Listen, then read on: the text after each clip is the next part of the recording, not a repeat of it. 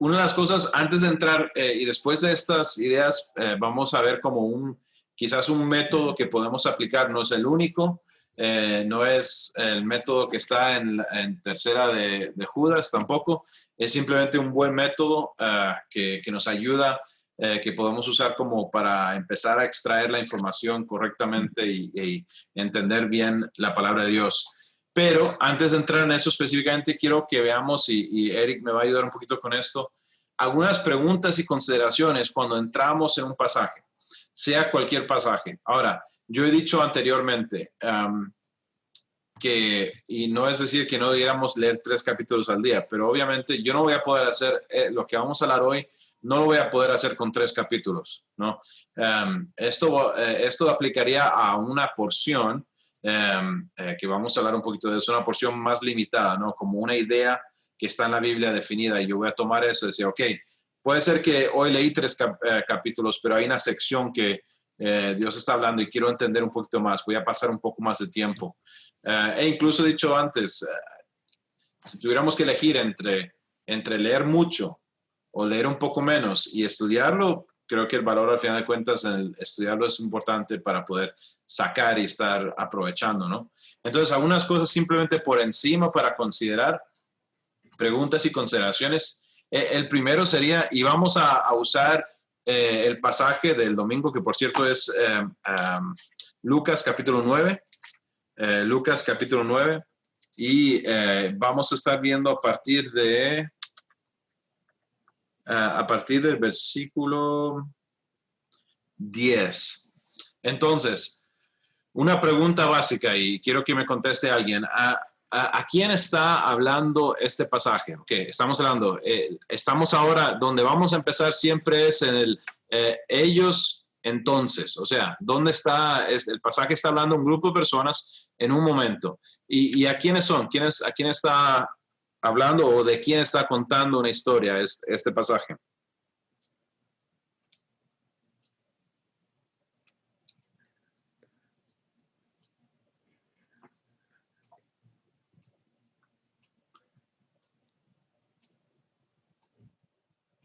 Luke está contando la historia, pero hay otra gente que está hablando, pero Lucas está diciendo, cantando la historia. Ok, si vemos en la pantalla, la tercera dice quién es el autor, ¿no? Entonces, Eric nos acaba de ayudar con eso, ¿no? El autor específicamente es Lucas, pero como dijo Eric, está hablando a alguien. ¿A quién? Ok, hablemos de la nación. ¿A qué nación?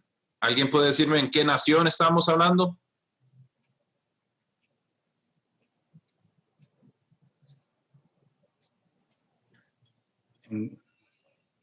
Dígalo, Fabio, dígalo. En Galilea, o sea. Ok, entonces en la zona de Galilea, muy, muy bien, usted se hizo más específico. En Galilea, en Israel, ¿no? A la gente en Israel.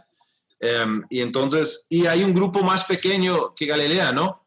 Jesús está directamente en este principio, aunque hay otras personas alrededor. ¿A quién está hablando específicamente Jesús? Ahí di la prueba, Jesús es el que está hablando, ¿no?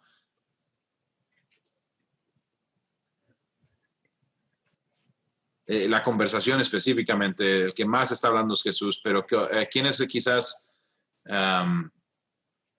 las personas que están involucradas en esta conversación directamente con Jesús?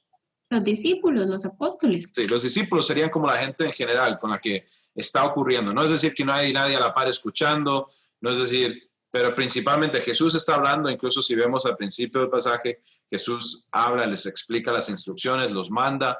Después tenemos esa sección del versículo 7 al versículo 9, donde habla de las preguntas que tiene Herodes. Y hoy vamos a específicamente mirar a partir de cuando los discípulos volvieron y le cuentan a Jesús lo que ha pasado, y Jesús tiene una conversación con ellos en la historia de los panes. Ahora, esta pregunta aquí, esta quizás es una pregunta y no tenemos que sacarlo todavía, pero sí voy a decir, esta pregunta pues es quizás un poquito más difícil, ¿no? ¿Cuál es el punto central? El punto central, y eso es lo que queremos, al final de cuentas, usando buenos métodos y un buen proceso, queremos extraer qué es el punto central de lo que está enseñando este pasaje, ¿no? Para que yo pueda como no simplemente agarrar un montón de información y leer un montón de cosas y irme sin saber qué es lo que está hablando, ¿no? Algunas otras cosas que podemos hacer es aquí, habla del género. El género, estamos hablando como de género literario, ¿no? Entonces, aquí tenemos varios tipos: narrativo, poético, discurso. Técnicamente, los que serían más como poético, apocalíptico, ley, profético, sabiduría, epístolas. El narrativo y el discurso se encuentra dentro de varios de esos, ¿no? Entonces, podríamos estar leyendo Hechos, y en Hechos podría haber un pasaje que es más narrativo porque está contando una historia, pero podríamos entrar en una sección en la que hay un discurso, ¿no? Una predicación de Pedro, una predicación estoy pensando de, Pablo, hablando a los, en el monte de Mar, ¿cómo se llama? Monte de, se me va la palabra. Bueno, en Atenas, ¿no? O algunos de sus discursos, donde no es tanto contando la historia, más es una persona que está dando un discurso, está dando como una prédica, ¿no? Sí. Jonathan, tal vez los profetas del Testamento Antiguo también, ¿verdad? Sí, sí, porque podría haber una historia hablando de la situación en Israel, pero de repente el profeta empieza a proclamar, ¿no? Y entonces cambia a más de un discurso. Y pensando, por ejemplo, aquí en este estilo poético, yo creo que todos, si nos acordamos nuestros días de estudiar, sabemos que en la poesía a veces hay elementos que no son obvios, ¿no? O quizás la poesía diga una palabra, pero realmente se refiere a otra, ¿cierto o no? Entonces, eso debería afectar cómo lo leemos, porque quizás en un pasaje más poético puede ser que diga algo, pero que tenga un significado un poquito más profundo que el obvio. Entonces, se me ocurre un ejemplo muy bueno que es en Cantar de Cantares. El autor está describiendo a su esposa y usa un montón de cosas diferentes, ¿no? Para describir cómo es ella. Pero no está hablando de que literalmente esas cosas son reales. Su cuello no es literalmente una torre, pero lo está usando como una imagen, ¿no? Entonces, eso nos ayuda a decir, ok, bueno, este género quizás no está hablando de algo literal, sino necesito pensar y entender lo que está diciendo. Tengo una pregunta, y esto no es retórica. Quiero que alguien me conteste. Este pasaje, el 10 hasta el 17, estamos... los discípulos acaban de volver, le han contado a Jesús cómo les fue, ellos parece que se iban a hacer un retiro, pero la gente los agarra y Jesús empieza a atender a las personas, los cura y les predica y se presenta la situación con la comida. ¿Qué tipo de género o ahí de lo que hemos hablado, qué creen que quizás sea esto? Donde está contando una historia y algo que ocurrió. Narrativo. Ok, ¿quién me dijo, Gema? Narrativo. Ok, un punto para Gema. Buenísimo. Narrativo. Porque ahora, dentro de eso, puede ser que haya incluso dentro de un pasaje que se cruce un poquito, ¿no? Pero eso es bastante narrativo, ¿no? Nos está contando, la mayoría de los evangelios son narrativos. Hay momentos en los que Jesús predica, por ejemplo, pensamos en el Sermón en el Monte. Eso se cambia más a discurso, ¿no? Porque él está dando información de una prédica, pero en este caso es narrativo. Y esto me ayuda a pensar acerca del pasaje. Muchas veces en la forma narrativa me ayuda a entender algunas cosas sobre a quién está hablando. Estoy pensando, este pasaje no, pero bueno, ¿se acuerda cuando Jesús estaba con el Gadareno, creo? Entonces, eso nos dice que fue a Gadar, ¿no? O si dice, y Jesús iba de camino a Bethsaida. Ok, eso me está ayudando a entender geográficamente, está en una ciudad grande, está en la capital, en Jerusalén, o está en un pueblo pequeño. Y me ayuda a entender un poquito del lugar donde está. Aquí abajo, es importante que entendamos donde dice límite de sección en las escrituras. Hay una palabra muy buena que Eric sabe en inglés y yo no la he aprendido en español, y quizás para la semana que viene la aprenda y se la enseñe, pero específicamente es esa idea de que una historia tiene como un principio, o una sección del pasaje tiene un principio y un fin. A veces incluso empieza en el versículo 29 del capítulo y pasa al versículo 7 del próximo capítulo. No es necesariamente porque un capítulo acaba que esa historia. Hay casos, normalmente sí, pero hay casos donde sí. A veces, bueno, no sé si lo pueden ver, pero muchas de sus Biblias tendrán como las cabeceras. Eso nos ayuda hasta cierto punto, pero realmente muchas veces hay flujo de idea que sobrepasa esas cabeceras. Por ejemplo, el domingo vimos una donde Jesús empezó en versículo 1, Jesús mandó a los discípulos a predicar el reino de Dios. Vimos entre medias que hay una inserción donde habla de Herodes, y al final vuelven los discípulos y le cuentan a Jesús. Esto es la resolución de lo que ha hecho Jesús, y continúa la historia hasta el final de el versículo, aproximadamente el versículo, ¿cómo se llama? 20, no sé por qué estoy teniendo problemas con esto. No es el 20, sino el 17, ¿no? Que es donde acabamos hoy. Entonces, ahí tenemos como unos límites, ¿no?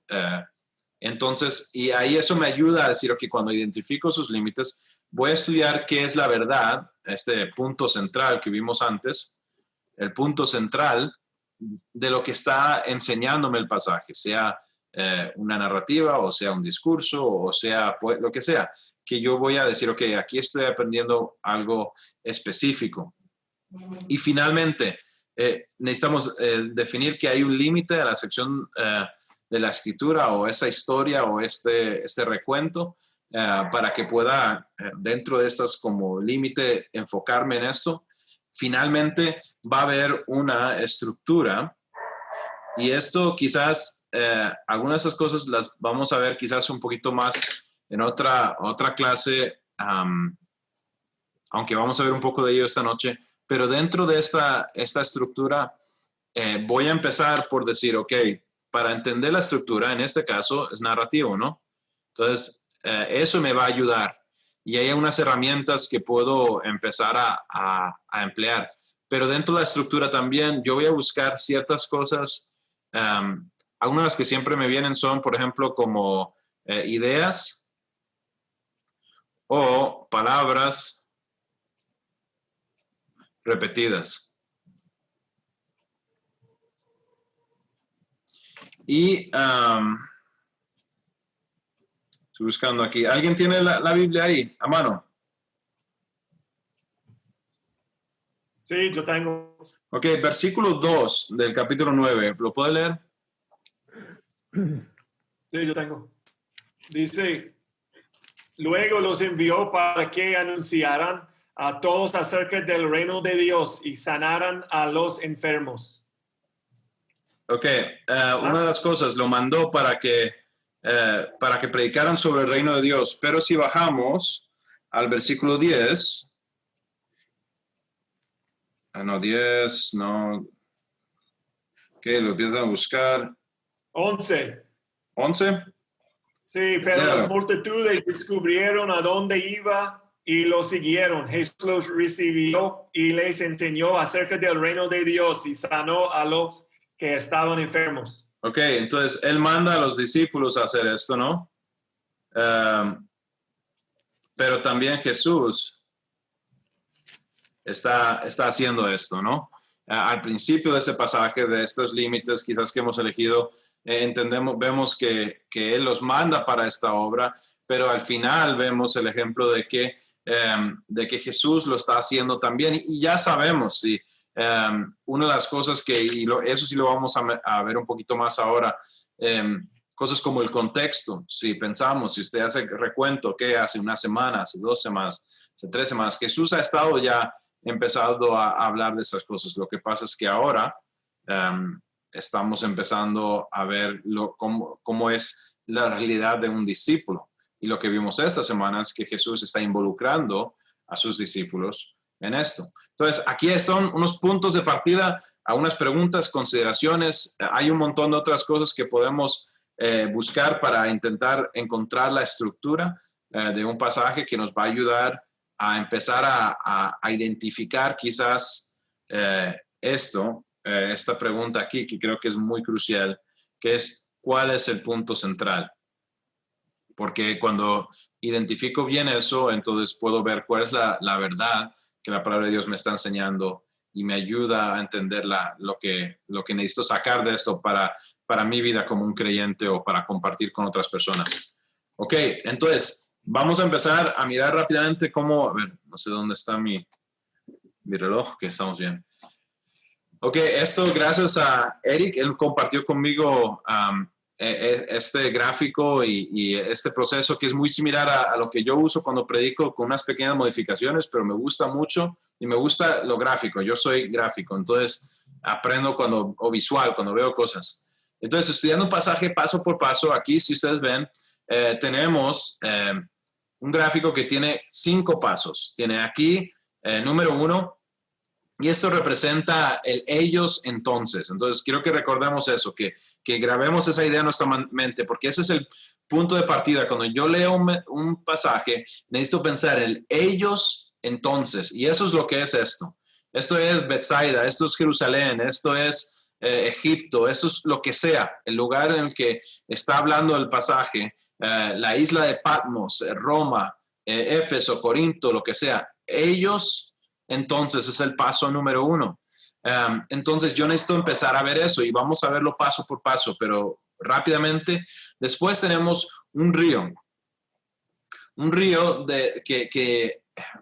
que presenta unas diferencias. Y ese río a veces es más ancho y a veces es más estrecho, pero en él encontramos cosas como la cultura, como el lenguaje, como el tiempo, el momento, la situación o el pacto. Y hablando específicamente del pacto, estamos hablando de cómo entendemos cómo que Dios ha obrado con diferentes parámetros, ¿no? Él hizo un pacto con Adán y Eva, hizo un pacto con Noé, y después hizo un pacto con Abraham, que reiteró con Isaac y con Jacob, y después vemos el pacto con Israel, que es quizás el que más conocemos, el que más pensamos, ¿no? Es el de la ley de Moisés, ¿no? Porque de ahí sale muchas de las cosas que hemos estudiado en el Antiguo Testamento, como los sacrificios y las reglas. Y la semana pasada, si se acuerdan, no esa semana anterior, hablábamos sobre esa mujer que tenía el problema del flujo, y que yo dije que ella, por esa situación y por la ley,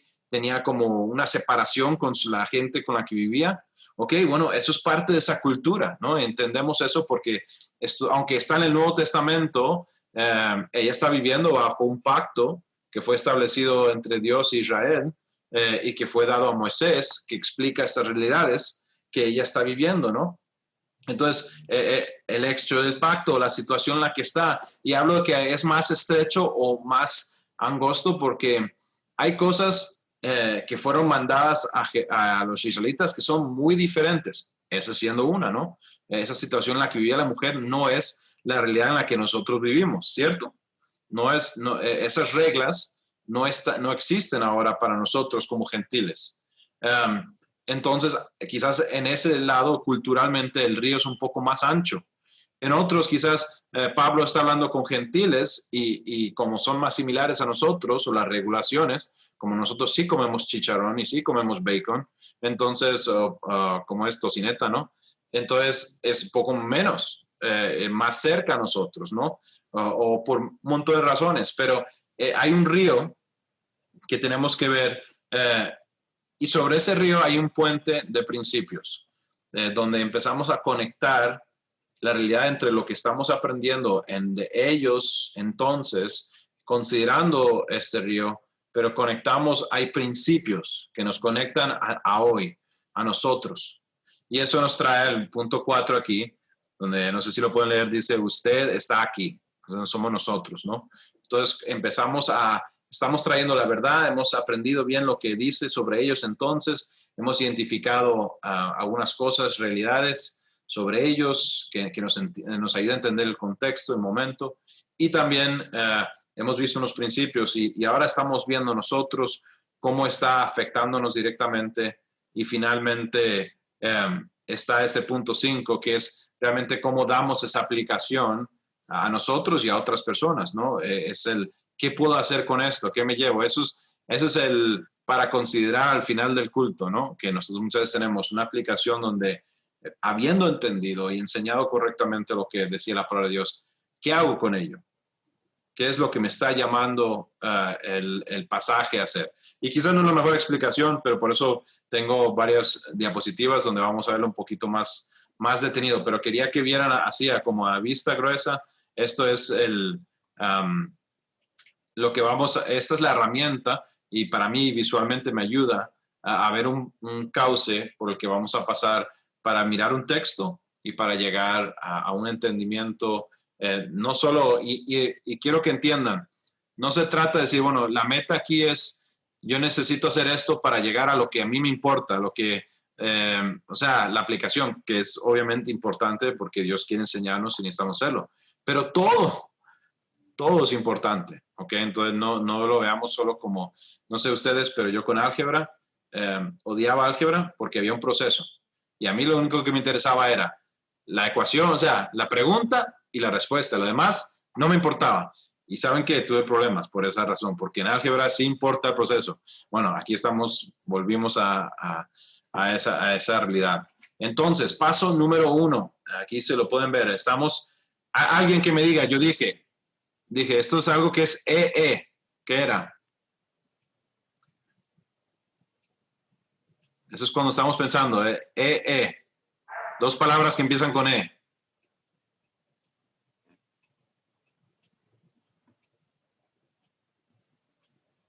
Tenemos tiempo, yo espero. ¿Alguien se acuerda? Es atrás, ¿no? No es ahora. Y no somos nosotros. Entonces, ¿quiénes son?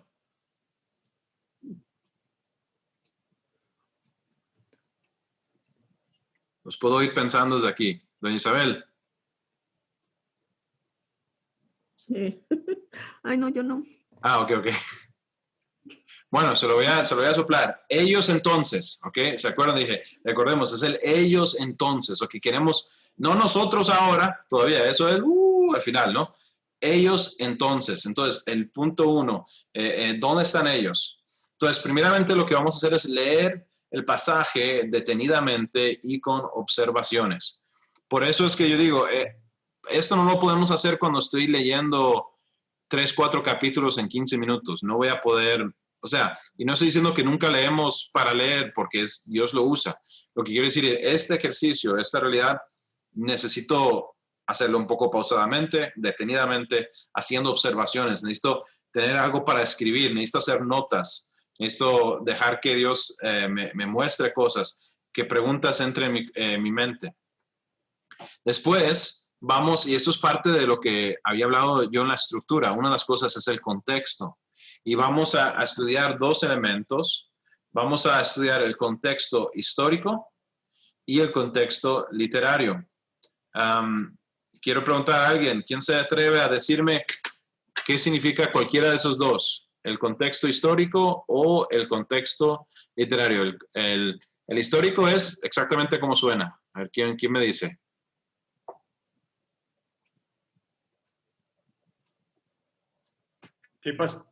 Ahora sí. ¿Qué está pasando en el mundo en este tiempo, en esta región? ¿Qué está pasando? Entonces, Roma está en cargo de esta región. ¿Y dónde está? En Galileo. ¿Es Galileo poco diferente que Jerusalén? En Judea, sí, claro. Entonces, ¿qué está pasando en esta parte del mundo en este tiempo? Ok, pero Eric, tengo una pregunta para usted en eso. ¿Toda esa información está en este pasaje?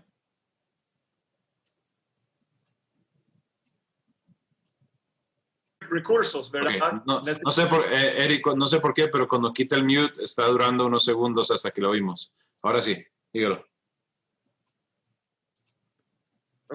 ¿Puede oírme? Yeah, I can hear you now. When you take the mute off, it's taking like 5 seconds before we can hear you. Okay. Okay. Entonces, voy a repetir. ¿Qué está pasando? La pregunta es, el contexto histórico es qué está pasando en esta parte del mundo en este tiempo. Es histórico contexto. ¿Quién está en carga de esta parte del mundo? Entonces, Roma, ¿verdad? Roma está en cargo de esta parte del mundo. Entonces, hay unas leyes romanos, hay unas leyes de Israel. Esta es parte de eso. ¿Dónde? ¿Cuál es la ubicación de esta historia? ¿Verdad? Este es importante también. Ok, entonces vamos a pensar en eso. ¿Y alguien puede decirme o especular por qué es importante esa realidad? Tener ese entendimiento y como, bueno, yo hice la pregunta ahora y creo que lo dijo, pero no es que este pasaje exactamente me va a ayudar a entender eso. Yo tengo que agarrar esa información quizás investigando. Sí, quizás ya la sé. Quizás yo leo esta historia y yo sé que los romanos están en control, que Israel tiene ciertas leyes, entiendo el mapa de Israel un poquito, dónde estamos, que esto es una zona más apartada, más pesquera, o quizás no, quizás tengo que estudiarlo, porque la realidad es que Israel no estuvo siempre bajo Roma. Israel estuvo bajo su propio control y en parte de su tiempo era un país esclavo en otro, en Egipto, y durante mucho de su trayectoria a veces estaba bajo su propio control, después bajo los babilonios, después los persas, después los medos, y entonces hay diferentes personas y las condiciones en las que vivían eran diferentes. Eric. Y también, este es un pacto antiguo porque en la Biblia es el Testamento Nuevo, pero la Biblia dice que el Pacto Nuevo comienza con la sangre de Jesús. Es un poco antes de la crucifixión y la sangre. Entonces, todo el mundo de Israel está moviendo y viviendo abajo de la ley de Moisés. Entonces, eso es importante también. Y es importante porque necesitamos hacer y va a ser parte, ¿no?, del proceso teológico. Y cuando decimos teológico no estoy hablando de libros gruesos, estoy hablando del conocimiento de Dios, ¿no? De lo que aprendemos y sabemos de la realidad de Dios y cómo Él opera.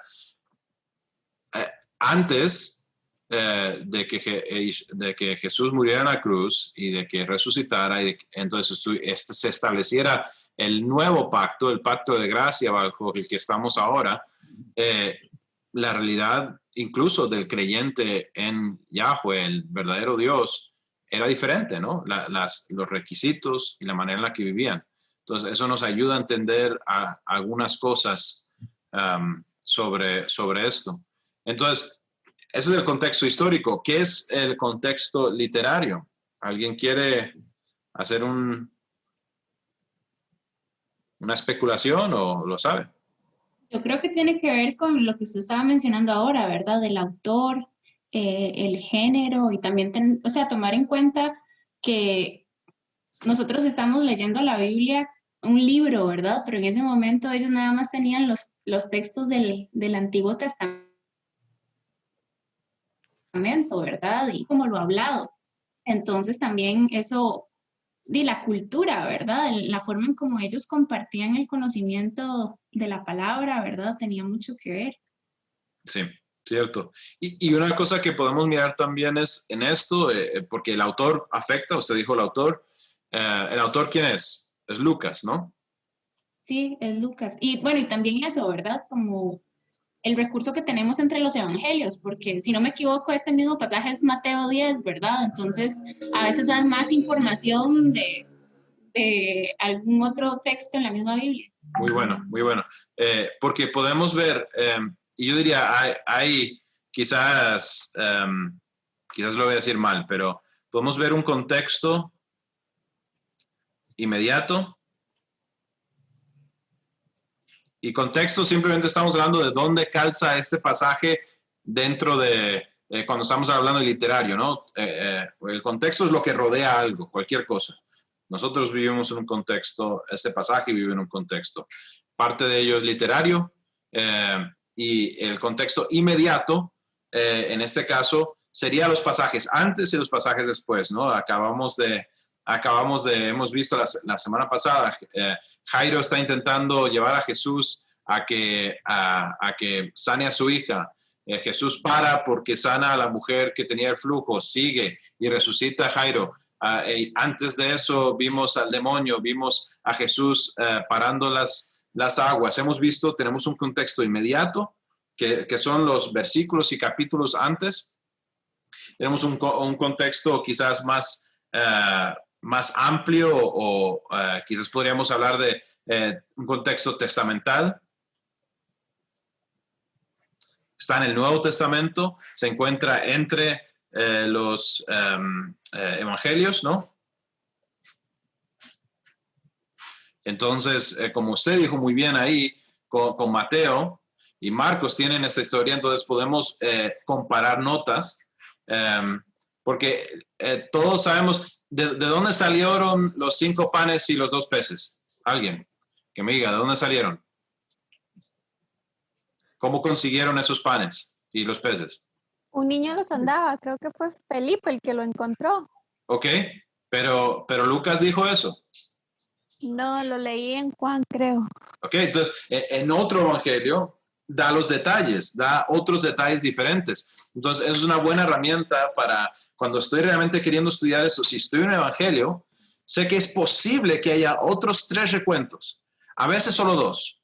Porque hay cosas que Juan no habla. Mateo, Marcos y Lucas son muy parecidos. O sea, más parecidos. Juan es un poco diferente.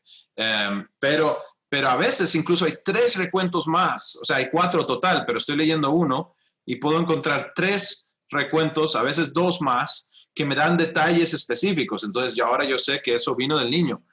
Quizás sea muy importante, quizás no sea tan importante, pero es bueno para poder empezar a formar un entendimiento. Hablando de los autores de los evangelios, Mateo, Marcos, Lucas y Juan, hay algo interesante sobre Lucas que es muy diferente que Mateo, Marcos y Juan. ¿Alguien me puede decir alguna diferencia grande? Hay 2 por lo menos que yo podría pensar. ¿Entre cuáles? Mateo, Marcos y Juan. Mateo, Marcos y Juan, digamos que son una categoría, y Lucas es otra. ¿Hay algo diferente sobre Lucas?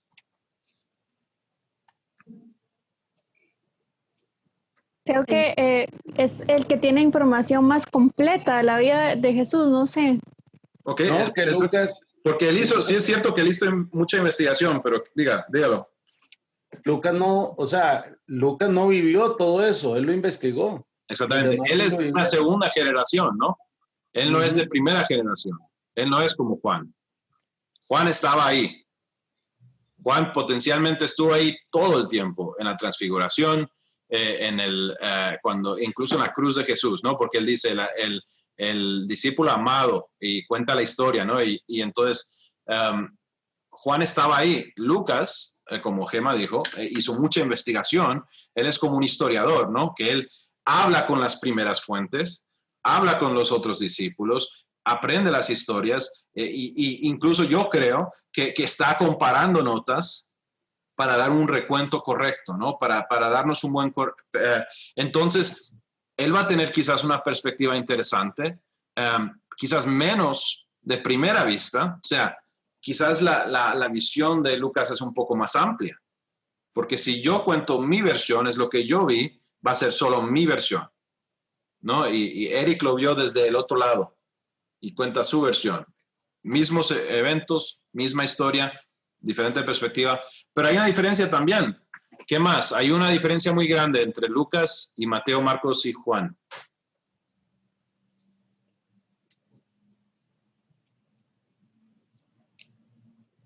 Bueno, no sé si estoy muy equivocada, pero sé que, o creo que Mateo es más dirigido a los judíos. ¿Ok? ¿Cierto? ¿Cierto? Lucas no es realmente un judío. O sea, él tiene ese contexto griego. Entonces, y podría haber discusión entre que si es gentil o si es simplemente judío helenizado, pero él no es un judío de pura cepa, definitivamente no como, ¿cómo se llama? Simón el celote, ¿no? Que es, yo soy judío. Entonces, él tiene una visión más gentil, más amplia, y entonces él cuenta cosas que los otros no mencionan. ¿Qué profesión tiene Lucas? Médico. Médico. Él es doctor, entonces él va a notar ciertas cosas. Él habla un poco más sobre el hombre, ¿no? Sobre la persona. Y esto no sé no sé por qué, pero es una realidad. Lucas se enfoca más en, ¿cómo se llama? En los elementos más marginados en la Biblia. Él habla más sobre la gente pobre, sobre la gente que está oprimida. Simplemente su evangelio trata más con esos elementos podríamos hablar ahora en contexto moderno de justicia, ¿no? De las cosas que están bien o no. Entonces, él va a traer una luz diferente que Mateo, Marcos o Juan. Entonces es interesante porque vamos sobre todo en los evangelios donde tenemos 4, vamos a poder a veces encontrar información interesante que es complementaria, no es contraria, complementa, pero me ayuda a entender desde dónde viene esta persona. Ok, pasamos. Entonces, contexto histórico, ¿qué está pasando en aquel entonces? ¿Dónde están viviendo? ¿Quién está a cargo? ¿Quién es el jefe? Ok, en este caso, como dijo Eric, los romanos están a cargo. En este pasaje habla sobre Herodes, el tetrarca. Si recuerdan, al principio de esta serie hablé un poco sobre las estructuras diferentes. Y entonces, él es un tetrarca, se ha puesto ahí por Roma, y él está haciendo la obra, y vemos este conflicto, ¿no? Y entonces, y el contexto literario, y al final, no quiero olvidar esto, también habría un contexto que es canónico, que significa simplemente de toda la Biblia, ¿ok? A la luz de toda la Biblia. Una cosa, estaba hablando con John sobre esto, y él está hablando sobre cuando estudiamos un pasaje, identificar en qué punto de la historia de redención está esto, ¿no? Porque la obra de Dios con los judíos al sacarlos de Egipto es parte de la historia de redención. La historia de redención empieza, Eric, estábamos hablando, y es el protogénesis. Bueno, yo creo que por aquí anda alguien que está hablando con él. No sé, Giovanni, ¿usted se acuerda? Génesis capítulo 2, ¿no? 3. 3:15. Ok. Y se acuerda que es usé ese término, el protoevangelio, dije Génesis, protoevangelio. ¿A qué se refiere? Lo puse ahí a... Vamos, JB, Lo agarré feo.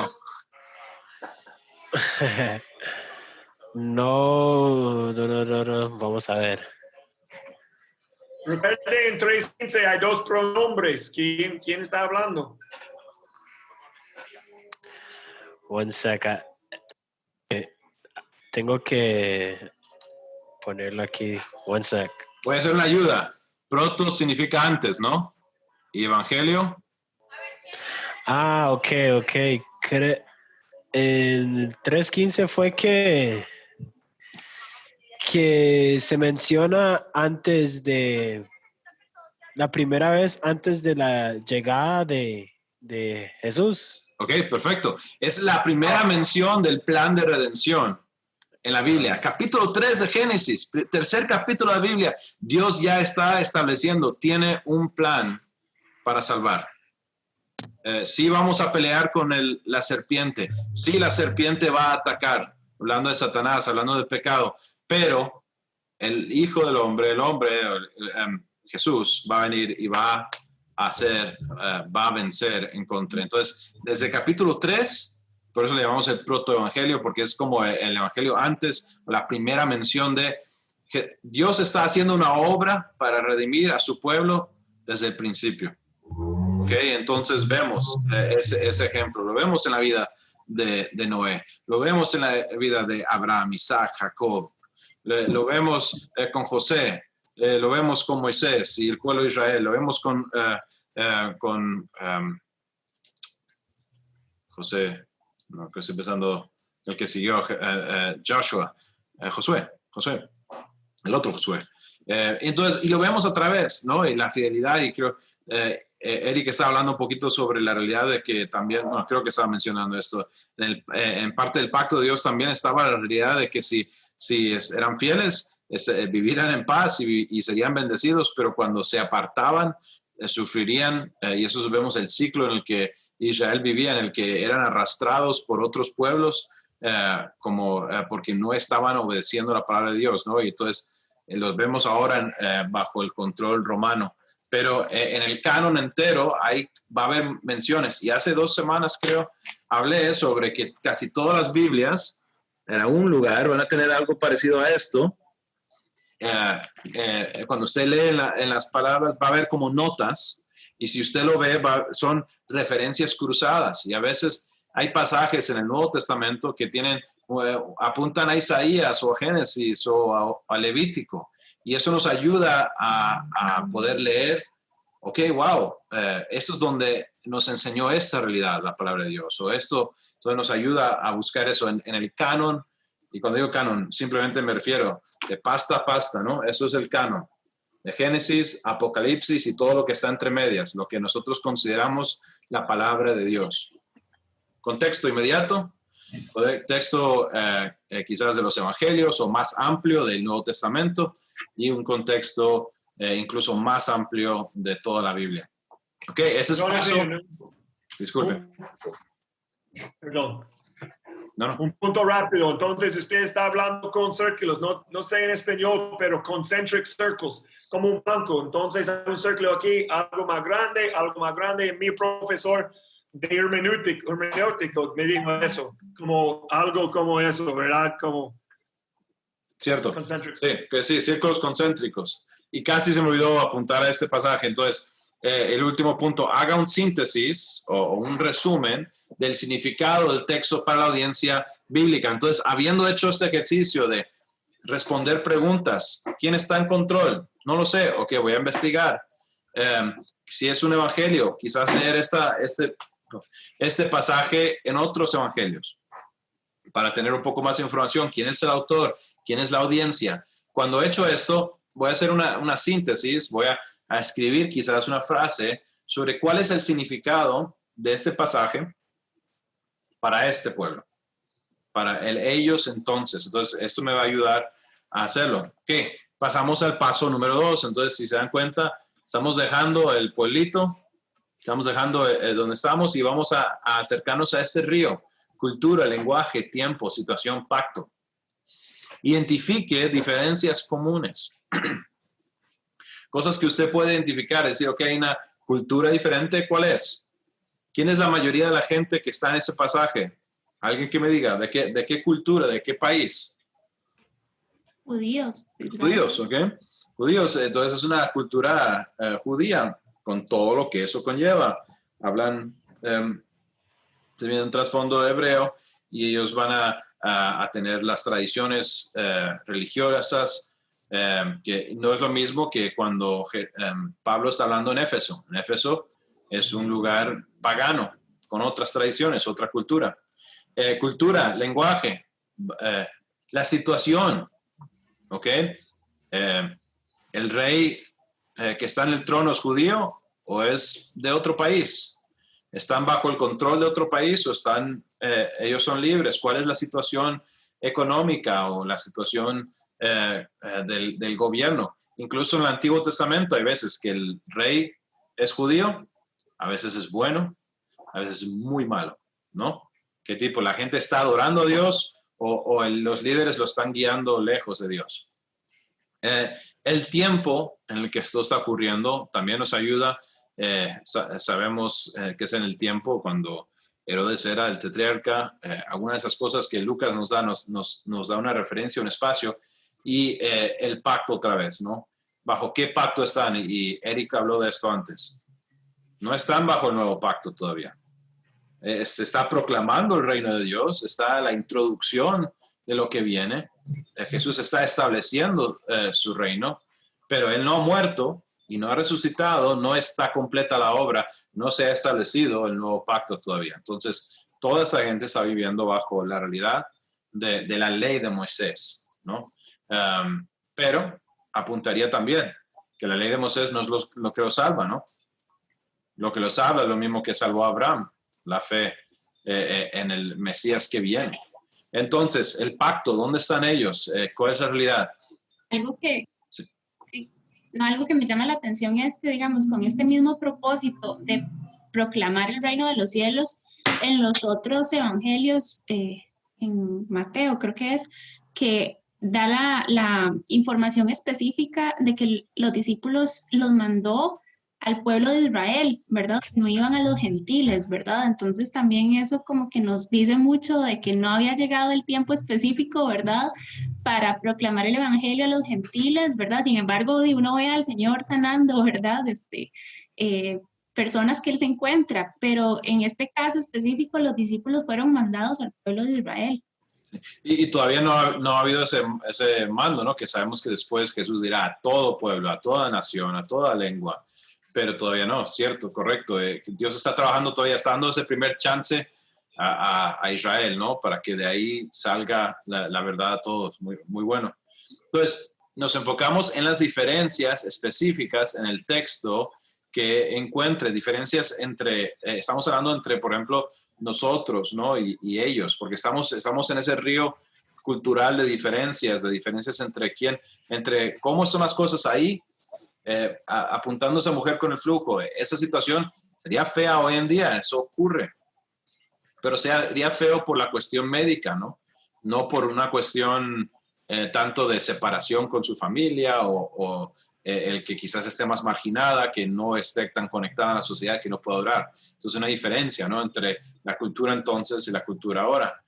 Y si está estudiando un pasaje del Antiguo Testamento, debe tomar en consideración la vida y obra de Jesucristo. Entonces, cuando leo el Antiguo Testamento y ahora Jesús está en medio, pero como hemos dicho, está todavía en el viejo pacto, ¿no?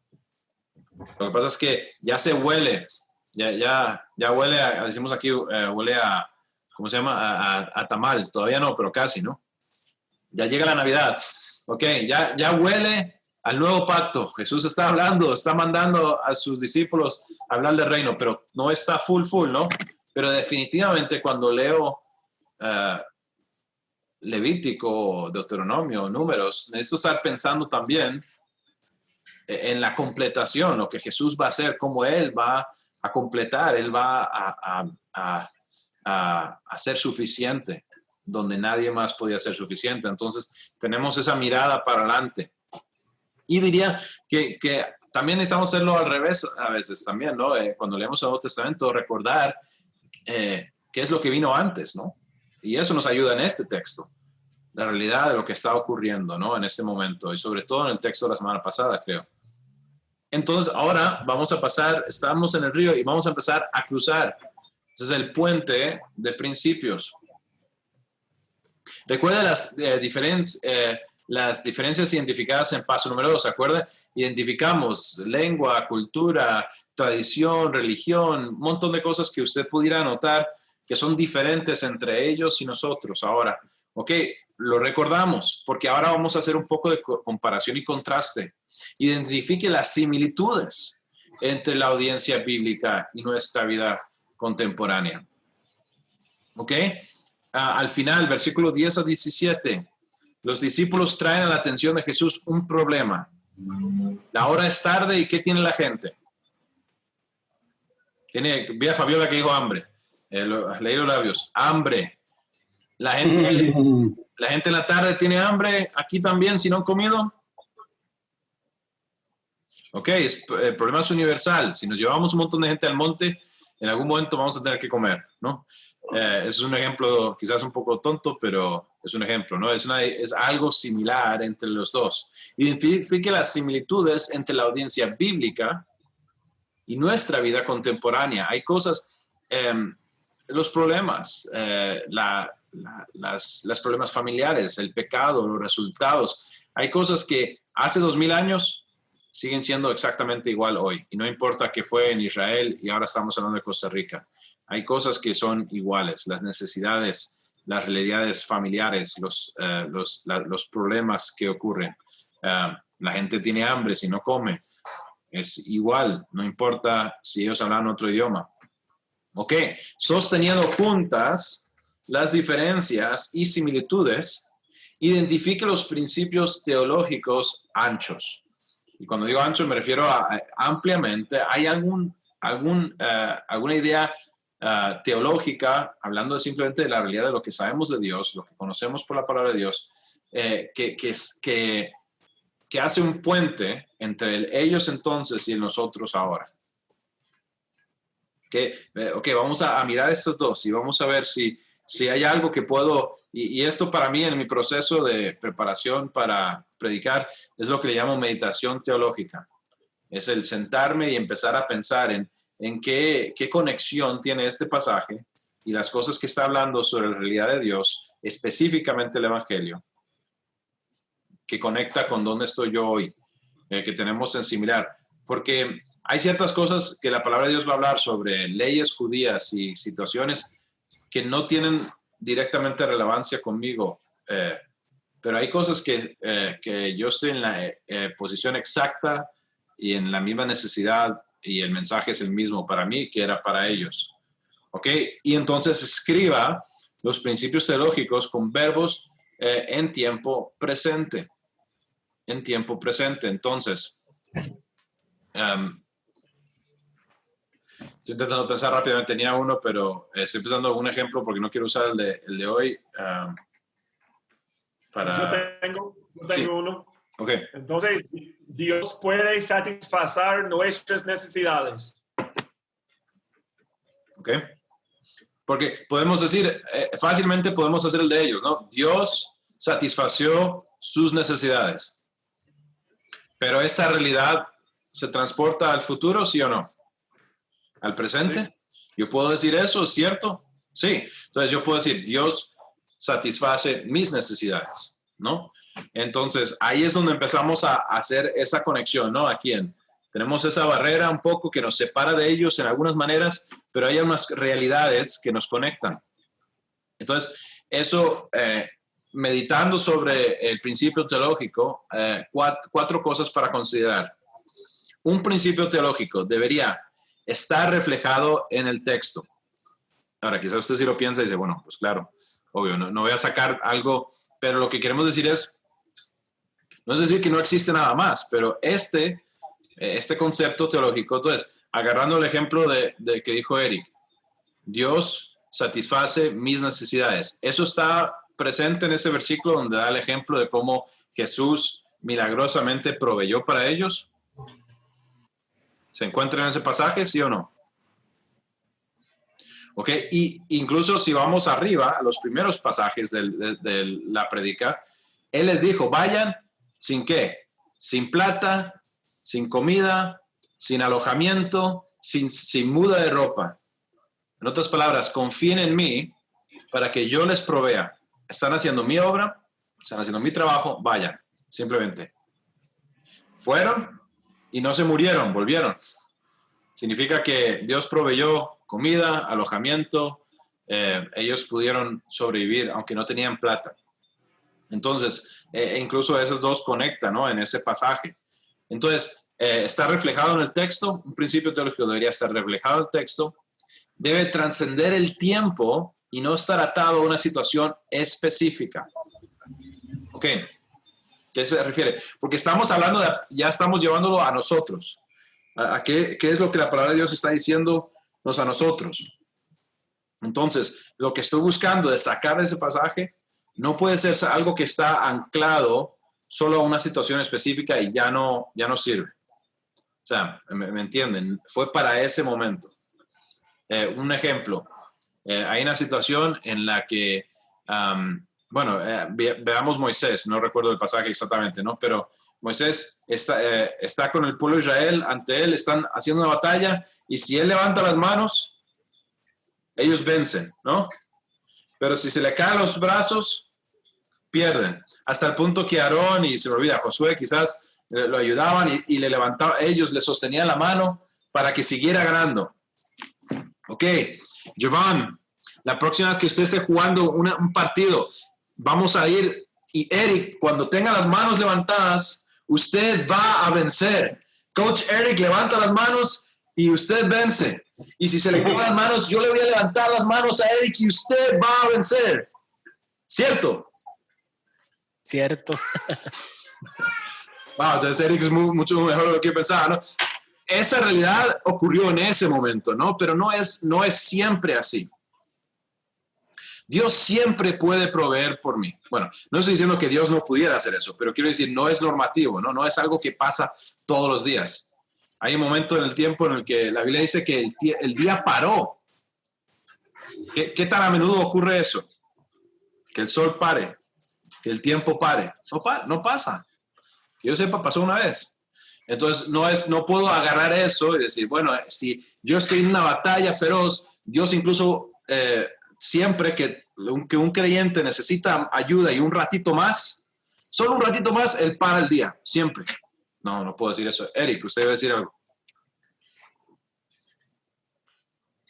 No, estoy pensando sobre cómo estamos en un restaurante y queremos ordenar pescado. Well, la Biblia dice que Dios puede multiplicar mi pescado, entonces voy a ordenar un pescado y voy a orar con mucha fe. Ojalá Jesús puede multiplicar este pescado, porque en esta historia Él lo hizo, pero... Tiene que levantarlo al cielo y bendecirlo. Y cuando lo parte, pide para uno y comen todos.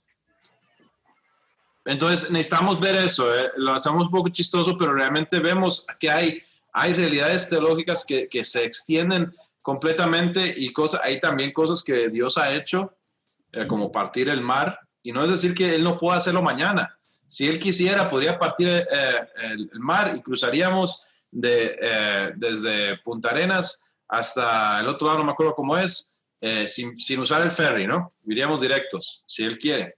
Pero no es algo que pasa todos los días, pero hay realidades que Él nos ha enseñado que son cosas que podemos confiar y sabemos que trascienden el tiempo, la cultura, el momento, son realidades que están ahí. Ok, entonces no solo eso, sino que está atada, no está atada culturalmente. Esto nos ayuda también, sobre todo con el Antiguo Testamento, porque hay cosas que eran muy, muy específicas. Les voy a dar un ejemplo muy común. Okay, y no me malinterpreten porque no estoy diciendo bueno ni malo. Pero yo he oído más de una vez que los tatuajes son pecaminosos, porque en Levítico dice que no deben de marcarse el cuerpo. Digo que está bien, pero como 2 versículos más tarde dice que en un campo no deberían de plantar más de un tipo de planta. Yo conozco muchos granjeros cristianos que plantan más de yo creo que Fabiola tiene más de una planta en un mismo terreno. Fabiola, no. Era maíz en un campo y tiene que buscar otro lote para meter los tomates, ¿no? 2 versículos. Están a la par, ¿no? Entonces entendemos, hay cosas que a veces están son principios que están muy atados a, esta era la ley para Israel, esta era la ley para este momento, eso es algo que Dios hizo en esta instancia específica, ¿no? Entonces, no puede estar atado culturalmente. Y un principio teológico finalmente debe ser relevante a ambas audiencias, la bíblica y la actual. Entonces, cuando yo leo esta historia y voy a extraer un principio teológico, algo que es también para mí, tiene que ser también para mí. Pero no puede ser solo para mí. Porque si de alguna manera encontráramos algo que solo para mí no tiene sentido, porque también fue realidad para ellos. No puedo imaginarme una instancia en lo que eso sería. Excepto quizás, diría, en la instancia de cuando la gente empieza a decir cosas que supuestamente ocurren hoy en día que no ocurrían entonces. Y para mí eso es un problema, ¿no? Porque creo que las realidades de hoy eran las realidades en el Nuevo Testamento, ¿no? En el sentido de que Dios está haciendo esta obra. Ok, entonces eso es para ayudarnos. Voy atrás, paso 3.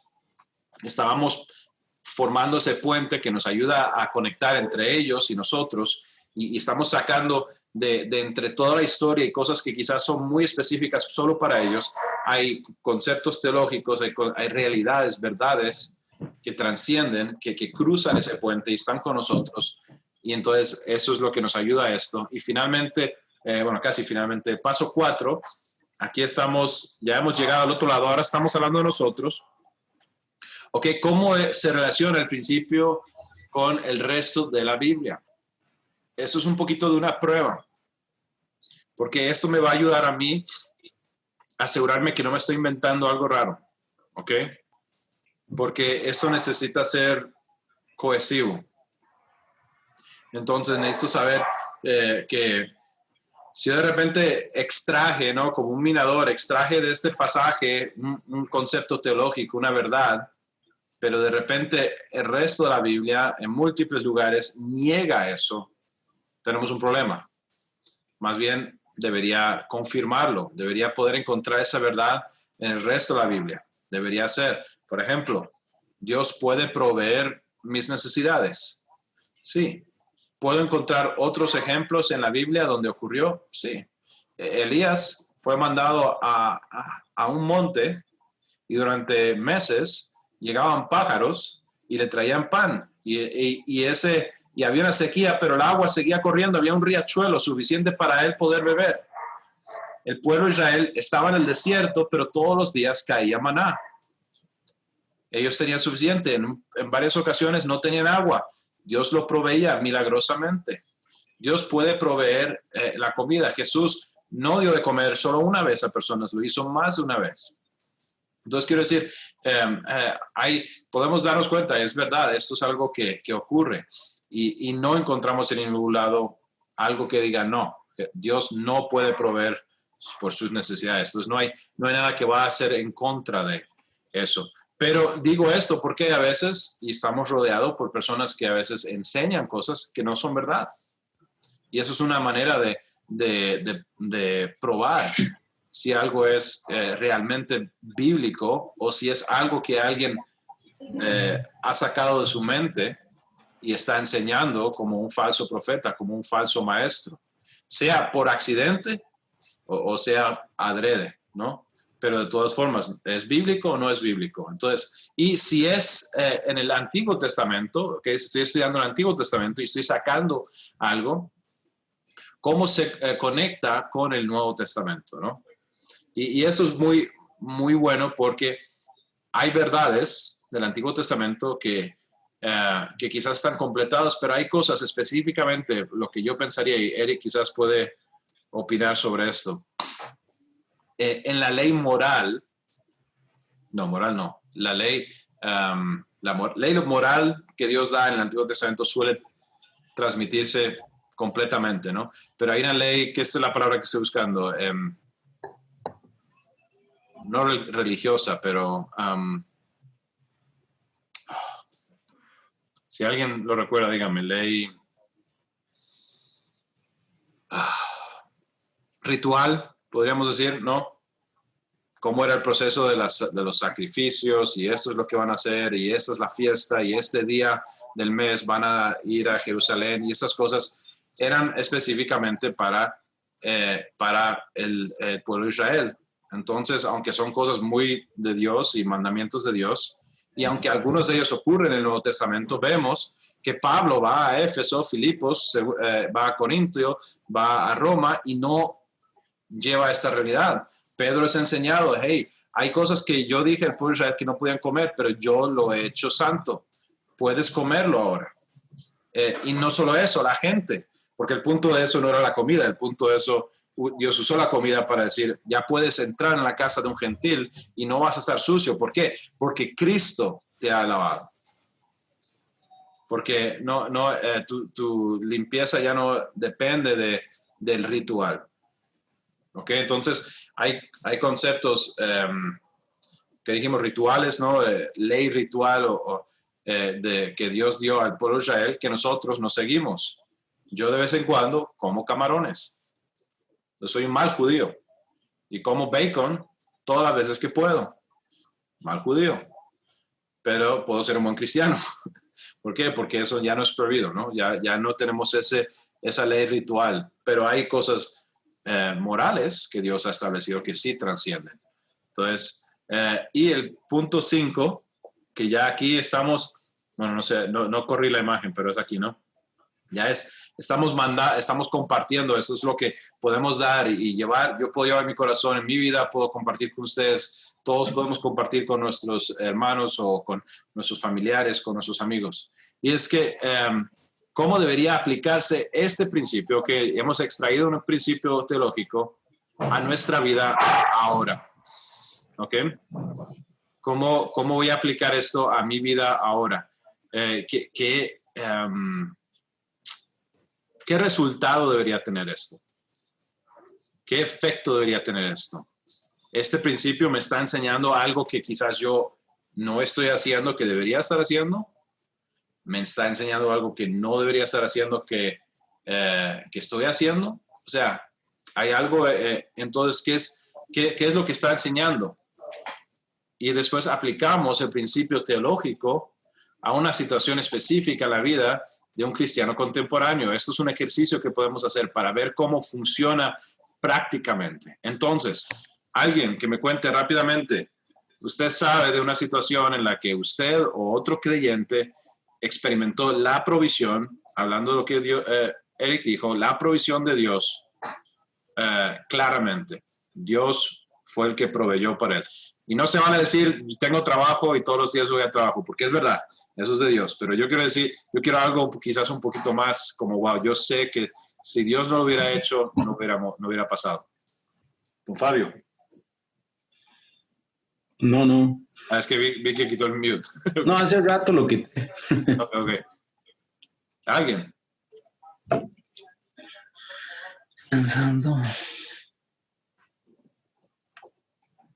Sí, pero va a tomar demasiado tiempo porque no sé las palabras en español, pero una vez antes de mudamos aquí, como hace 10 años, no tenemos plata en nuestra cuenta, pero tenemos un problema. El árbol cayó en mi casa en los Estados, formando un gran hueco en mi techo por lado.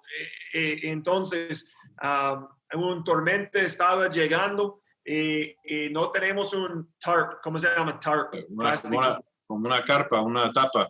Un carpa plástico para cubrir este hueco. Un tormenta estaba llegando, pero no tenemos $70 para comprar esta carpa grande. Entonces, yo estaba sentándome en el techo orando. Dios, usted sabe todo, usted sabe mi situación, no tenemos nada en mi cuenta, soy un misionero, no tenemos nada, moneda, nada dinero para comprar de Home Depot esta cosa. Entonces, estaba sentando y orando, y en ese momento yo recibí un llamada. Esa muchacha dice, Eric, ¿dónde estás? Encima de mi casa. Ok, entonces si tiene tiempo, pasa por la oficina. La oficina es muy fácil. En la oficina ella me dio una sobre con efectivo adentro. En mi carro, I counted it. Yo lo conté. Okay. Exactamente $70 para ir a comprar esta. Exactamente $70. No tenemos nada. Entonces, yo tengo 3 historias como eso. Cuando estamos al fin de nuestra, ¿cómo se llama? End of our rope. La cuerda, al final de la cuerda. Entonces, este es cuando Dios, no sé, mi español es horrible. Es demasiado tarde en la noche. No, pero yo creo que cualquier creyente que ha sido creyente durante un tiempo lo ha experimentado en su vida, y uno de los grandes gozos de estar en una comunidad de creyentes es oír esos testimonios, ¿no? Orar a veces por la necesidad y ver a Dios suplir esas necesidades. Y esto solo es un ejemplo, ¿no? Al igual yo tengo historias por ejemplo, de situaciones en las que el apoyo por cualquier razón, un mes no estaba llegando el apoyo que necesitábamos y de repente, de la nada, alguien mandaba una ofrenda especial y era la cantidad que nos faltaba, ¿no? Y ha ocurrido vez tras vez. JB, diga algo sobre $20. Ok. Sí, claro, a mí sí me pasó una vez que fue it was like 3 semanas, hace como 3 semanas por ahí. No estaba como muy seguro si iba, todavía tenía mis dudas, básicamente, de empezar este camino. Entonces me estaba reuniendo con Eric bastantes veces. Una vez fui a la casa de él y me dio una Biblia. Ya después,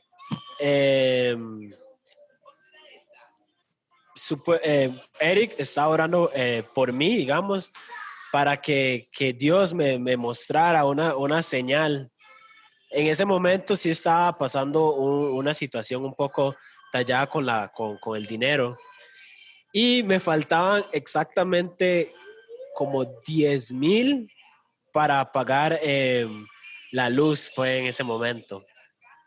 Entonces, si yo en ese momento no estuviera como leyendo la Biblia, tratando de buscar más de Dios, no hubiera sabido que dentro de la Biblia habían $20, exactamente lo que me faltaba para completarlo, para pagar la luz.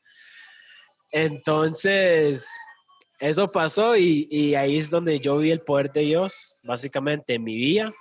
Y eso es algo pequeño, entonces, si puede ser algo pequeño así, y como vimos la última vez con lo que hizo con el muchacho poseído por los demonios, por un montón de cosas, eso se ha visto a través de todo este tiempo. Entonces, imagínese qué puede hacer uno con la vida de uno, ¿verdad? ¿Qué puede hacer Dios con la vida de uno? Entonces, eso fue una buena experiencia.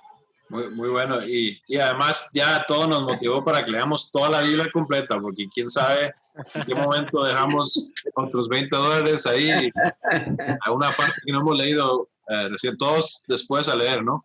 Pero entonces hay una aplicación, ¿no? Hay tesoro dentro de las páginas de la palabra de Dios. Hay un tesoro. Sí. No solo de pan vivirá el hombre, sino toda palabra que sale de la boca de Dios. Yo tengo uno. Dígalo. Bueno, yo creo que Maylin me puede entender porque los que alquilamos casas sabemos lo que cuesta alquilar casas, el costo que tiene. Y yo en ese momento no conocía al Señor, tenía 16 años, pero me acuerdo así exacto. Vivíamos aquí en San Pedro, donde está este banco que lo demolieron e hicieron el banco. No me acuerdo cómo se llama el banco, creo que es Banco Popular. Ahí había un salón de belleza y nos alquilaron un apartamento. En ese momento mi mamá y yo vivíamos solas, pero en ese apartamento nos alquilaron en esa casa antigua nos alquilaron un apartamento mientras nosotros buscábamos dónde irnos, y a los días iban a demoler esa casa, y mi mamá y yo no habíamos ni recogido la plata porque en ese momento nadie retiró, y era un montón de plata lo que se necesitaba para buscar la casa, y nada, y llegó el día y yo toda estresada y entre eso pasaron un montón de cosas y me fui al cuarto y yo en mi vida nunca había abierto una Biblia, o sea, solo como el catolicismo, pero nada más. Y yo no me acuerdo qué leí, yo solo sé que abrí la Biblia, la leí y eso inmediatamente me hizo meter la mano detrás de algo y yo me encontré una cantidad de plata que ustedes no tienen una idea, y yo se la di a mi mamá. Le dije, mami, me encontré esto, hay que dársela a la señora de la casa. Pero los billetes estaban como entre viejos y nuevos. Me dice, bueno, está bien. Al día siguiente llegaron a demoler la casa y nosotras, ¿qué hacemos? La señora, eso no es mío, no es mío. Y con eso nos cambiamos de casa y nunca nadie lo reclamó, eso estaba ahí, dijo, yo he vivido aquí todo el tiempo y eso no es mío. Entonces, al día siguiente, un día me lo encontré y al día siguiente pudimos cambiarnos de casa. Y yo puedo decir, porque conozco a la familia de Gemma lo suficiente tiempo, varios años, que Dios ha sido fiel en la situación de la casa varias veces, ¿no? Y ha hecho cosas que uno diría, que increíble, ¿no? Dios cuidando de esa manera. Sí, pero a mí me llama curioso que me llama la atención que yo no conozco en ese momento ni mi mamá ni yo conocíamos del Señor. Nada, nada, nada. O sea, no habían tenido ese nuevo nacimiento con Él, nada. Y aún así Él estaba cuidándome. Entonces me llama mucho la atención. Y entonces, vemos, es un buen ejemplo, ¿no? En este caso, sacamos la idea de la provisión de Dios. Entonces, pero tiene que ser algo verdadero, tiene que ser algo que podamos ver en la Biblia, y tiene que ser algo que sabemos que es verdad y que podemos compartir, ¿no? Que yo no sé usted, pero yo estoy animado, me encanta oír esos testimonios, oír cómo Dios ha trabajado en las vidas de mis hermanos y hermanas y cómo Dios es fiel, me anima, me da como más fuerza, decir, ok, sí, Dios tiene el control, Dios está a cargo. Y finalmente quiero que nada más veamos este punto y casi estamos sobre la hora. Quizás tengamos un chance de mirar rápidamente el pasaje, pero dice simplemente hay varias posibles aplicaciones porque los cristianos hoy se encuentran a sí mismos en una variedad de situaciones. ¿Okay? Quizás sería bueno que hubiera puesto ahí, primero decir, la Biblia, cualquier pasaje tiene una interpretación correcta. ¿Okay? La Biblia no tiene muchas interpretaciones diferentes que son válidas. Tiene una correcta, ¿ok? Pero de esa interpretación, cuando sacamos la verdad, vemos lo que significaba para ellos entonces, entendemos las diferencias, vemos la conexión con nosotros, vemos la verdad teológica, la verdad de Dios que transciende de entonces a ahora, que continúa siendo el caso. Puede ser que haya varias aplicaciones. O sea, sí, posibles aplicaciones. Y por eso, por ende, si hay alguien aquí que ha estado en la fe durante un par de décadas, usted ha oído más de un mensaje sobre el mismo pasaje con aplicaciones diferentes. Yo sé que hay pasajes que he oído predicado 3, 4, 5 veces por diferentes personas y la aplicación era un poco diferente. Y no necesariamente era incorrecta, ¿ok? Pero tiene que comenzar de una interpretación correcta, porque si interpreto mal el pasaje, mi aplicación va a ser incorrecta, ¿no?